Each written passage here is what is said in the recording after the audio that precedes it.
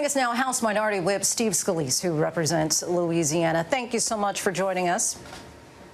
Good to be with you. Thanks. So tonight is, of course, the first night of the Republican convention. You're going to be speaking there in just a little while. The theme tonight is Land of Promise. So what promises will you offer to the more than 55 million Americans who have now filed for unemployment since the pandemic began?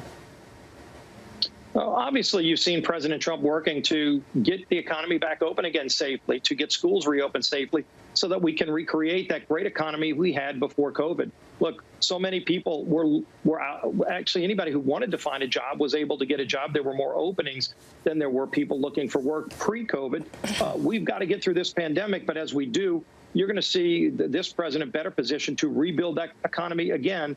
Joe Biden, in his 47 years in political office, never oversaw any kind of economy like what President Trump created in his first 3 years. So I think you're going to see a sharp contrast, president with a good vision for how we can get our economy back on track, building on the successes and the promises he delivered for those forgotten men and women that Washington had left behind for so long. As you're well aware, more than 175,000 Americans have lost their lives and counting, and more than 5 million have tested positive for COVID-19. No other country is close when it comes to deaths. So could more deaths have been prevented? And what grade would you give the Trump administration for its handling of the pandemic?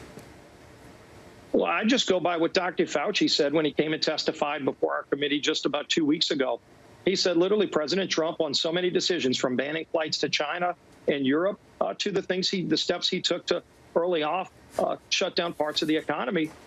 President Trump made the right decision, and those decisions saved American lives. By the way, Joe Biden disagreed with those decisions. When the president banned flights from China, for example, Joe Biden called that xenophobic. Dr. Fauci said President Trump's decision saved American lives. So, look, we've got to get through this pandemic. It's a worldwide pandemic, but we're also on the brink of a vaccine for probably the fastest we've seen in the history of modern medicine, where you can literally 6 months after a virus started potentially have a vaccine. 2 different drugs in stage 3 testing. FDA is moving at warp speed because of the president's direction to say, get red tape out of the way, don't cut corners. But look, over 250,000 Americans have signed up to be tested. And you've seen promising drugs like remdesivir approved as well. That all happened under President Trump's leadership. And look, we know this disease is out there, the virus is out there, but we're going to get through it. And we also know protocols how to safely get back to doing the things we did. And we've got to open our economy because people are dying right now because they're shut in. Kids that aren't getting immunizations, people that aren't getting their cancer treatments. We're seeing a dramatic increase in non-COVID deaths in other parts of our society because of the shut-in. And you've got to balance all of that. Congressman, just want to follow up on that really quickly, because it has also been stated that if the president had reacted a week earlier, that would have saved tens of thousands of lives. If he had acted 2 weeks earlier, tens of thousands more. So are you concerned at all that he, for a lot, in large part in the beginning of the year, was really dismissing the coronavirus as a hoax? Well, first of all, I never said hoax in relation to that. But if you look early off, China was lying to the whole world. I was in a meeting in the White House with Dr. Fauci and others when our scientists were trying to get into China to find out what was going on in Wuhan. Their scientists wanted us, by the way. It was the Chinese Communist Party that said, we're not letting you in. And by the way, they were lying and corrupting the World Health Organization, saying it's not transmitted from human to human, which was a lie. If China would have acted quicker and been honest with us and the world, there would be probably tens of thousands, if not hundreds of thousands of worldwide deaths that would not have occurred. And that, by the way, China's got to be held accountable. We've seen Joe Biden's never been willing to hold China accountable on anything in his 47 years of service. You've seen Donald Trump being very aggressive at going after China. He's going after Russia. He's going after other countries. Look at Iran. You've got a deal with the United Arab Emirates right now and other Muslim countries that want to sign peace accords with Israel because of President Trump's leadership. He doesn't get credit for that, but that's the kind of work he does every day.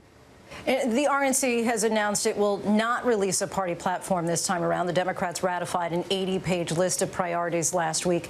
In the past, party platforms have helped voters decide and spell out what each party hopes to accomplish if it gets to govern.